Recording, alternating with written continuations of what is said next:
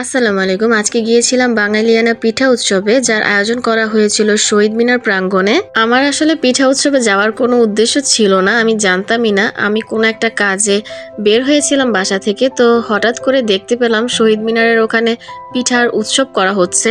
তো দেখা মাত্রই আমি পিঠা উৎসবে গেলাম। আর আজকে শেষ দিন ছিল। পিঠা উৎসবটি 21 তারিখ থেকে শুরু হয়েছিল, টানা 5 দিন এই পিঠা উৎসব চলেছে। পিঠা উৎসবে অনেক প্রকারের পিঠা আমি দেখেছি, তেলের পিঠা, অনেক ধরনের পিঠাই ছিল, কিন্তু আমার অ্যাকচুয়ালি পিঠা খেতে তেমন ইচ্ছা করছিল না, মিষ্টি পিঠা, কারণ আমি বাসায় এত এত পিঠা বানিয়েছি এবার। আর তাই আর কি আমার পিঠা খাওয়ার প্রতি তেমন কোনো রুচি কাজ করছিল না।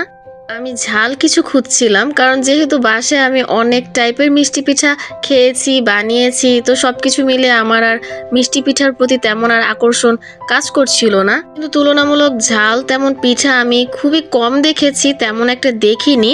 আমি পাকোড়া দেখেছিলাম, সেটা নিয়েছি, কিন্তু আমার তেমন একটা ভালো লাগেনি। তেমন একটা কি, একদমই ভালো লাগেনি, খুবই ফালতু টেস্ট ছিল।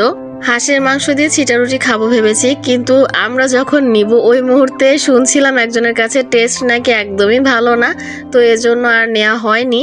স্মোক বিস্কিট নামক একটা স্টল বসেছে, যেটা নাকি নাইট্রোজেন গ্যাস দিয়ে ধোয়ার মতো একটা তৈরি করা হয়, যেটা নাকি আমার কাছে খুবই ফালতু লাগে। এর আগে আমি ট্রাই করেছিলাম, আমার পুরা জিহ্বা জ্বলে গিয়েছিল, মনে হচ্ছিল কোনো খাবারের টেস্টই পাইনি।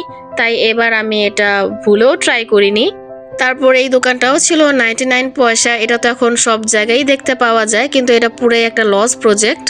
আচারের স্টল ছিল, পাহাড়ি মুন্ডির স্টল ছিল, কেকের স্টল বসেছে অনেকগুলো। আর অনেকগুলো কেক দেখতেই অনেকটা ইয়াম্মি মনে হয়েছিল, তাই আমি একটা কেক নিয়ে নিয়েছি, বাটার স্কচ কেক, এক স্লাইস আর কি, বাট টেস্টটা খুবই ভালো ছিল। আমার কাছে কেকের টেস্টটা অনেক বেশি ভালো লেগেছিল।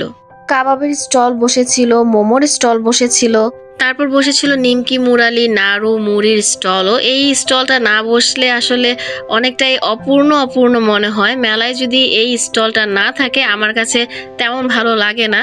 এই স্টলটা থাকলে একটু গ্রামীণ গ্রামীণ পরিবেশ মনে হয়। আর আসলে আমি নিজের হাতে এবার পিঠা বানিয়েছি, তো পিঠার স্মেল, এত এত গুড়, নারিকেলের স্মেল, সবকিছু মিলে আমার কেনই যেন আর পিঠার প্রতি কোনো ইন্টারেস্ট ছিল না। এই পিঠা উৎসবটা যদি আরো কয়টা দিন পরে পেতাম তাহলে হয়তো বা যে আমার ভালো লাগতো, আর মিষ্টি পিঠা তখন খেতেও ইচ্ছা করতো। পিঠার স্টলের পাশাপাশি কিছু ড্রেস, জুয়েলারি, ক্লিপস, চুড়ি, আরো অনেক কিছুর স্টল দেখতে পেয়েছিলাম। তারপরে এই হাওয়াই মিঠাই দেখে ফাওয়াদ তো পাগল হয়ে গিয়েছিল ওকে কটন ক্যান্ডি কিনে দেওয়ার জন্য। তা আমি ওকে বলছিলাম এটা আনহাইজেনিক, বাবা নিও না, কিন্তু কে শুনে কার কথা, পুরোই পাগল হয়ে যাচ্ছিল, তাই না পারতে ওকে একটা কিনে দিতে হয়েছিল। এরপর ফাওয়াদকে নিয়ে একটু শহীদ মিনারের ওখানে গেলাম। ফাওয়াদ নিজেই দেখে বলছিল মা চলো ওখানে যাই। আমার ফাওয়াদ এই প্রথম শহীদ মিনারে গেল, আর ফাওয়াদ শহীদ মিনারে যেয়ে ওর অনেক বেশি ভালো লাগছিল।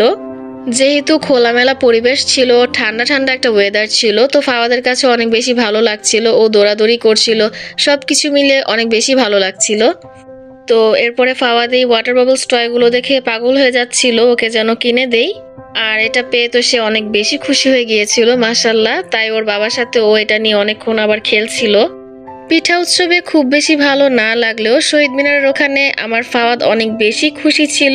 আর আমার ফাওয়াদের খুশি তো আমার কাছে সবার আগে।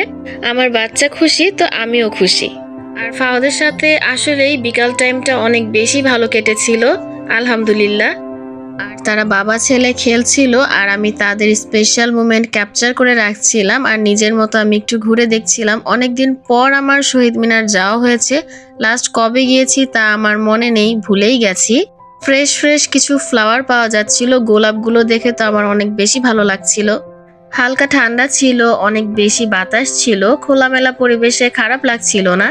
ফাওয়াদকে নিয়ে অনেকদিন পর খোলামেলা পরিবেশে বের হয়েছি, যদিও এটা প্ল্যান করা ছিল না, হঠাৎ করেই বের হওয়া আর কি। আর একটা কাজের উদ্দেশ্যেই বের হয়েছে, কিন্তু পিঠা উৎসব দেখে যাওয়া আর ফাওয়াদকে নিয়ে অল্প সময়ে একটু ঘোরাঘুরি সবকিছু মিলে ভালোই লেগেছিল। শেষ বিকেলে পাখিরাও আকাশে উড়ছিল, কিছুক্ষণ পর ওরাও ওদের বাসায় চলে যাবে। এই সময়টা আমার কাছে অনেক বেশি ভালো লাগে। আমার ফাওয়াদ বাচ্চাটাও দেখছিল আর বলছিল মা দেখো কতগুলো পাখি উড়ছে। ফাওয়াদের খেলাধুলা শেষ হলে সেখান থেকে বেরিয়ে যাই। তো কাজের উদ্দেশ্যে বের হয়ে হঠাৎের মধ্যেই অল্প সময়ের ঘোরাঘুরি, বিষয়টা কিন্তু খারাপ ছিল না। তোমার আজকের ব্লগ এতটুকুই। আসসালামু আলাইকুম।